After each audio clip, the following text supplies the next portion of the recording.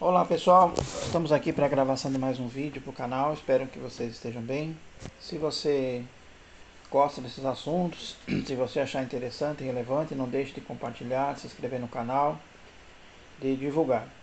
Eu estou fazendo esse vídeo hoje, dia 15 de janeiro de 2023, nós estamos aí com um novo governo que assumiu o país e apesar de ter tido umas medidas essa semana do secretário da Fazenda, o Haddad, já está se falando em reforma tributária.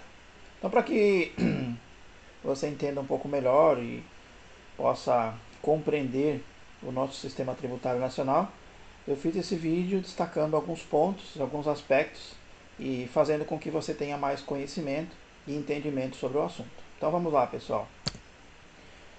Bom, no Brasil, né, até pouco tempo atrás, ou até mesmo quando eu estudava, existia uma lei maior chamada Constituição Federal do Brasil, na qual as disposições legais eram baseadas ou dispostas através dela, né? A Constituição ela prevê a forma e a organização dos tributos no país, tá? A partir do artigo 145, nós vamos ver que ela define quais os tipos de tributos e depois também a gente vai ver um pouquinho quais são os principais que cada ente federativo tem à sua disposição, tá? Mas, primeiramente, vamos entender quais são. Então, são os impostos, tudo que começa com I, IPVA, IPTU, ISS, ICMS e imposto de renda, são os impostos. Esses impostos, eles estão disponíveis, ou eles podem ser instituídos, pode ser cobrado pelos três entes federativos, ou seja, a União, os estados, o Distrito Federal que tem uma equiparação com o estado, e também os municípios, tá? Nós vamos ver qual é que tem o direito sobre cada um. Não são todos que podem ser cobrados por todos, então cada um tem uma hierarquia e uma disposição para ser cobrado. Quanto às taxas, elas são cobradas por todos os entes, né? A taxa ela sempre tem uma razão pela qual ela foi instituída e pelo seu uso, né? Normalmente ela está relacionada a algum serviço que você precisa ou algo que precisa ser feito. E aí nós temos as várias taxas, taxa de bombeiro, taxa de alvará, taxa da SEMA, taxa de lixo, enfim, várias taxas que são cobradas em relação a contribuinte, tá? E a última aqui, que são dos três entes, nós temos a contribuição de melhoria. Em decorrência, o que é uma contribuição de melhoria? Então, normalmente, quando se há uma melhoria ou na via pública ou de algo relacionado à comunidade, esse valor ele pode ser cobrado, ou seja, repassado às pessoas daquela região ou daquela rua. É muito comum em casos de asfaltamento de uma rua, ou calçamento, ou até mesmo da instalação de rede elétrica, enfim, algum tipo de serviço que é feito e com isso melhora a condição e por isso é estabelecida uma contribuição de melhoria. Ela é dividida, ela é rateada proporcional aos moradores ou às pessoas que têm o benefício e com isso elas acabam sendo pagas. Então, esses são os principais tributos, né, que podem ser instituídos e aqui para qualquer um dos órgãos. Então, se for uma obra federal, poderá até ser feita uma contribuição de melhoria a nível federal. É mais comum e é mais notório no país que a contribuição de melhoria seja municipal, ou seja, quando a prefeitura faz alguma obra de melhoria em algum local específico, tá? No artigo 148, também nós temos a figura do empréstimo compulsório.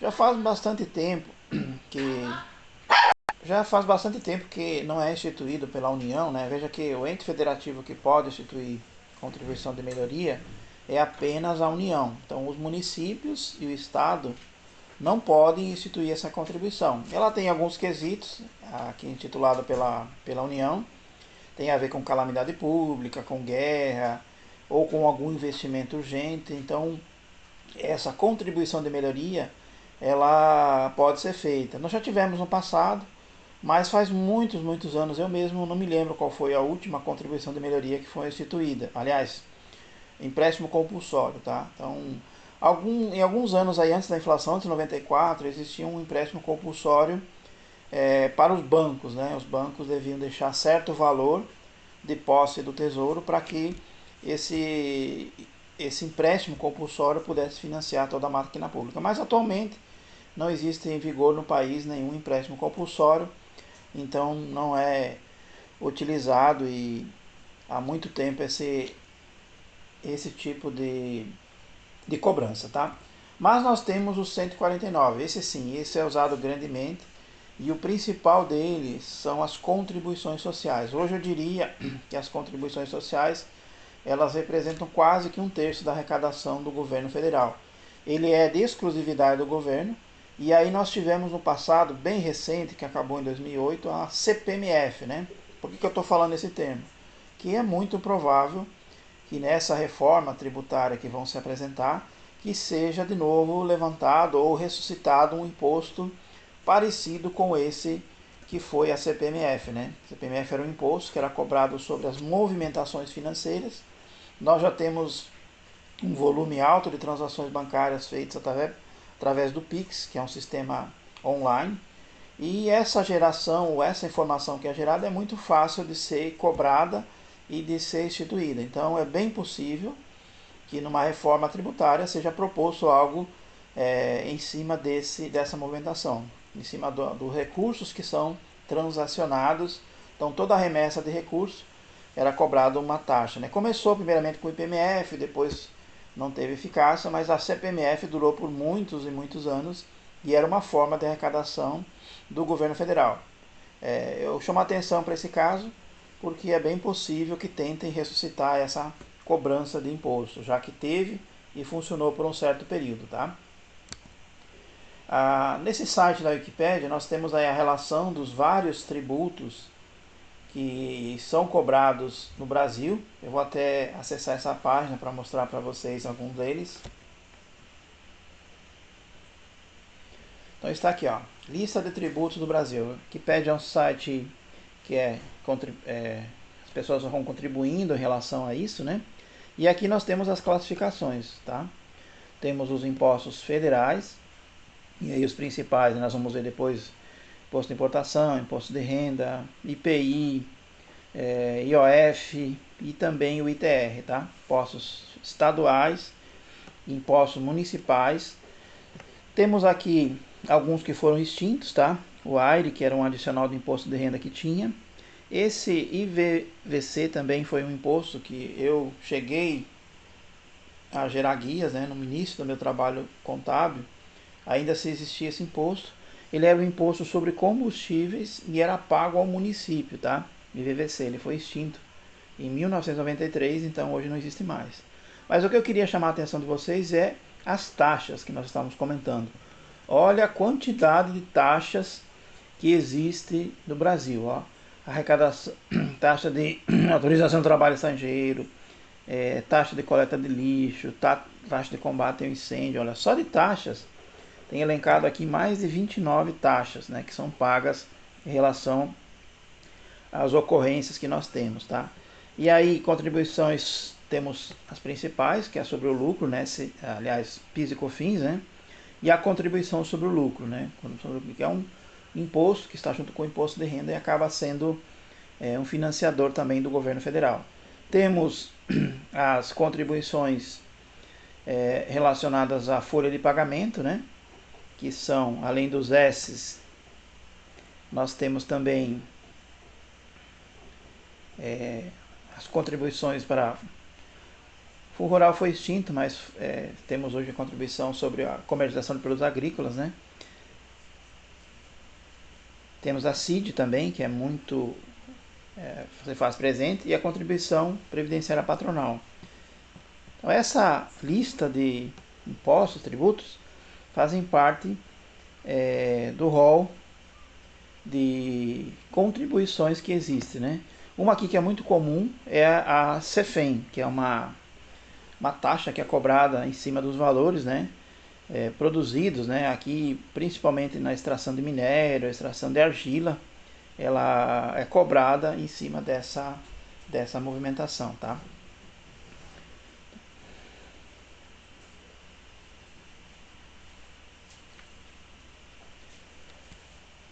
Voltando então aqui para a nossa tela, né? Nós encontramos que atualmente, ou seja, essa informação ela é de 4 de fevereiro, de abril de 2022, né? Que foi quando foi publicado pelo próprio Tesouro, quem publicou essa informação, se referindo à carga tributária do ano de 2021, né? Então essa foi uma informação que está lá no site do Tesouro. Ela apresenta que a carga tributária de 2021 chegou a 33,90%, ou seja, um terço de todo o PIB do Brasil, ela acabou voltando para o governo. Por que voltando? Porque ela circulou, mas acabou retornando através dos tributos que foram feitos, né? Então essa carga ela compreende todos os governos, né? Então o governo central significa governo federal, os estados e o município, tá? Então aqui é um relatório que eles produzem e é isso que representa. Ele cita aqui como a reversão de alguns benefícios que teve durante a pandemia e é um levantamento que é feito para dimensionar esse custo que todo brasileiro tem, tá? Existe um site aqui que é o impostrômetro.com.br. Aqui esse site ele vai apresentar para você como está a arrecadação do seu estado, até de algumas capitais também ele apresenta. E por esse site, ele é feito pelo IBPT, Instituto Brasileiro de Planejamento Tributário, ele apresenta que o brasileiro precisa trabalhar 149 dias para pagar os seus impostos. Isso aqui é na média, lógico, alguns têm que trabalhar mais e outros vão trabalhar menos, né? Mas é um indicador que esse site tem. Esse número dá um pouquinho mais do que nós vimos lá, 33%, porque eles fazem algumas outras contas que incluem aqui a questão do trabalhador. Mas o interessante é que você, apesar de estar num país livre, né, poder escolher onde quer trabalhar, você ainda acaba tendo que desembolsar e pagar muito, uma carga muito elevada pelos tributos que estão em nosso país. 149 dias, nós fizemos uma conta rápida, né? São mais de 4 meses que você precisa trabalhar para poder só contribuir para os impostos no país. A gente não percebe muito ou claramente isso porque, conceitualmente, no Brasil, os impostos eles têm uma divisão que se chama tributos diretos e indiretos. Então, a maior carga tributária brasileira ela está nos impostos indiretos, ou seja, aquilo que você paga em detrimento do seu consumo, ou seja, quando você vai comprar algo lá no supermercado, ou vai comprar um bem, um carro, uma geladeira, uma televisão, e nesses produtos é que estão inseridos esses tributos indiretos. Os tributos diretos são aqueles que você paga em vista dos seus bens, daquilo que você ganha ou aquilo que você tem. Então, em cima do seu rendimento, você tem o imposto de renda. As pessoas jurídicas também, em cima do lucro, vão ter o imposto de renda. Mas os indiretos vão estar em cima dos produtos vendidos. Então, isso acaba sendo um imposto que, apesar de ter uma lei que indique que nas notas fiscais, que no cupom fiscal deve aparecer quanto é os tributos, notoriamente o brasileiro não acompanha esses valores e essa identificação. Ele apenas fica mais ressentido quando tem que pagar o seu IPTU, o seu IPVA e agora também o imposto de renda, porque segundo a campanha do último governo, a isenção ia ser até R$ 5.000, mas por enquanto não há nenhum sinal disso. A tabela continua a mesma. E pelo cálculo do salário mínimo, quem ganha mais de um salário e meio já vai começar a pagar. Isso significa que com mais 2 anos, quem ganhar um salário mínimo vai estar também pagando imposto de renda. Mas esse é o fato que o brasileiro paga muito imposto indireto. E aí por isso acaba não tendo a visibilidade total. Porque quando você vai e compra um produto, você simplesmente avalia pelo preço que está pagando, né? Não sabe que um terço, às vezes até, dependendo do produto, até 50% do valor dele tem a ver com os tributos que estão incluídos naquele produto. No artigo 153, estabelece quais são então os impostos que podem ser cobrados. Por que podem? Porque nós vamos ver que tem um aqui que ainda não é cobrado até hoje, pela União, né? Então a União pode cobrar sobre produtos estrangeiros. Então isso é uma forma do governo federal controlar as entradas de produtos, né? Eventualmente, quando ele quer que um produto chegue aqui com um custo maior, ele aumenta a taxa de importação, ou também reduz em alguns casos, né? Nós tivemos aí na pandemia a redução de vários impostos de importação que foram reduzidos para facilitar a entrada de medicamentos, enfim, vários itens necessários. Já na exportação, teve uma lei que foi estabelecida, chamada Lei Candir, que ela praticamente isentou a exportação, os postos de exportação para todos os produtos nacionais ou nacionalizados. Qual é o objetivo disso? Era trazer divisas para o Brasil, ser competitivo. A maioria dos países, eles não cobram impostos sobre a exportação, uma vez que isso está trazendo divisas, trazendo recursos para o país onde está sendo fabricado ou produzido. Então isso foi uma forma do Brasil competir. Hoje nós temos uma grande influência no mercado externo com relação à produção agrícola, né? Nós somos grandes exportadores, principalmente de proteína animal e vegetal, milho, soja, né? E esse fator de não haver impostos sobre exportação, ele tem sido um fator preponderante e importante nesse processo, tá? Existem alguns comentários que talvez nessa reforma tributária que o governo está querendo iniciar, envolva algum aspecto disso, ou seja, tributar algumas exportações, principalmente as exportações agrícolas, né, do agro, aqueles produtos que até então contam com uma isenção para a sua exportação. Imposto de renda, então isso aí é notório, né, antigo, é um dos impostos mais antigos que nós conhecemos.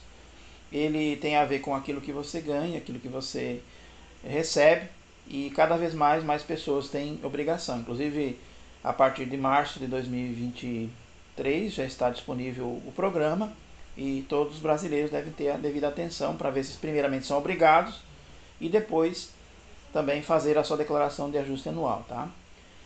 Produtos neutralizados, o IPI. O IPI, nós tivemos uma grata surpresa no último ano. Pela primeira vez, né, nunca na história desse país, nós tivemos uma redução no imposto. E, de fato, o IPI teve uma redução nas alíquotas. Tá?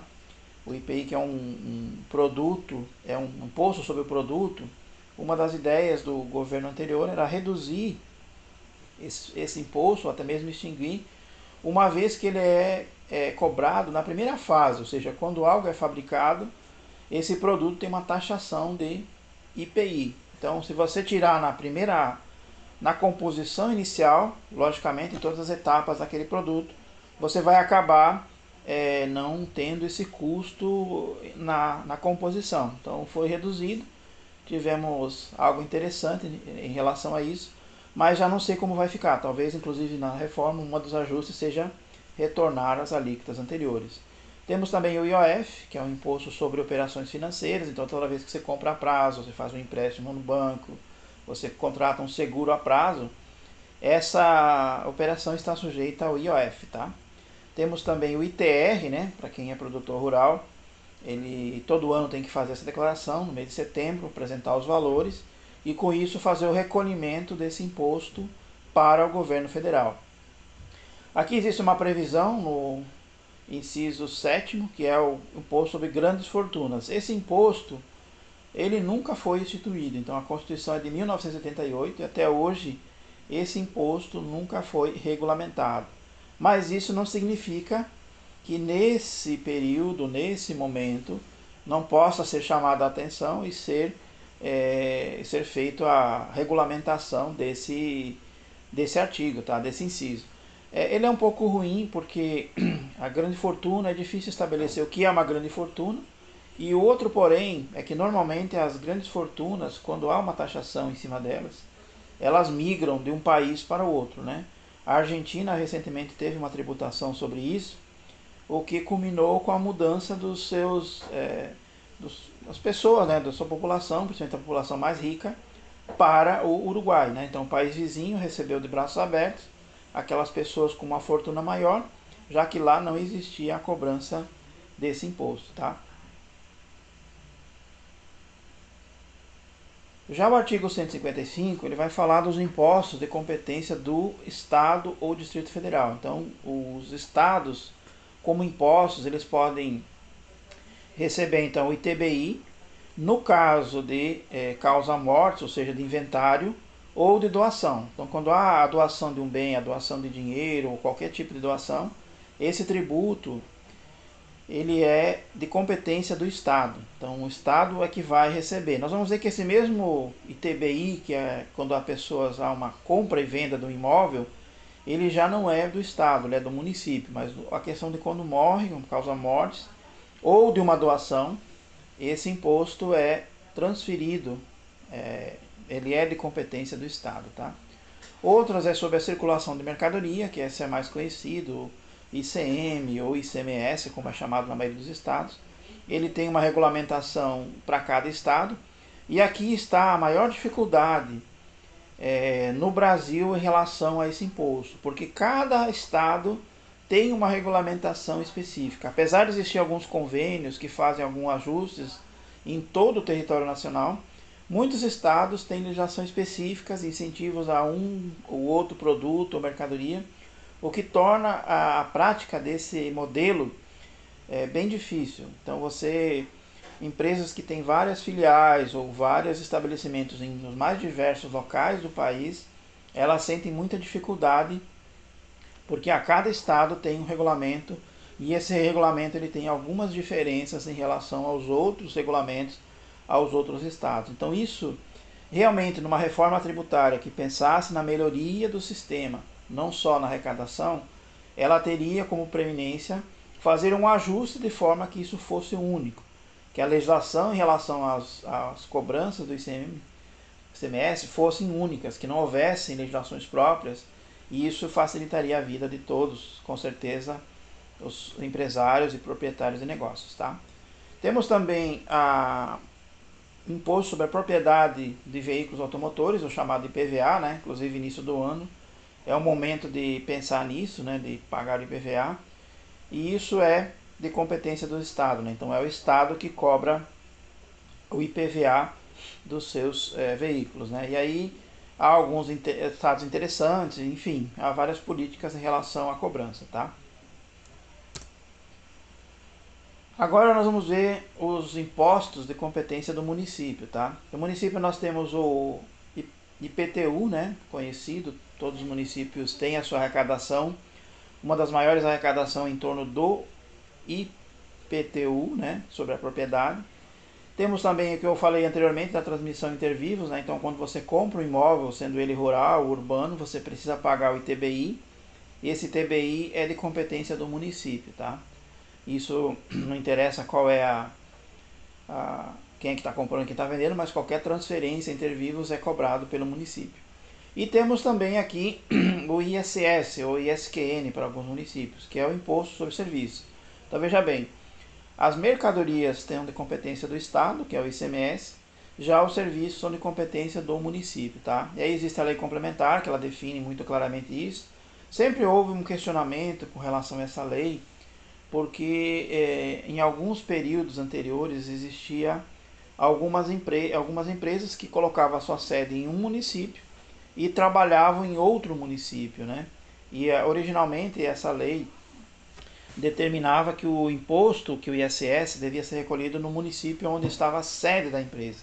Então, com isso, algumas empresas tinham um certo incentivo, né? Era muito comum em São Paulo, salvo engano, uma cidade que abrigava a maioria das empresas de arrendamento mercantil do Brasil, já que o seu ISS era muito baixo lá, era uma pequena fração, acho que eles eram 0,5%. Depois isso mudou, primeiro que foi unificado as alíquotas, estabelecendo alíquotas gerais para todo o território nacional, e que também o serviço, né, o local da prestação de serviço deve ser entendido, ou deve ser devido o imposto onde é prestado o serviço. Então caiu por terra toda essa questão de sede da empresa, tá? Esse último que foi revogado é aquele imposto que eu falei anteriormente, que é o IVVC, né, que era um imposto sobre combustíveis que existia.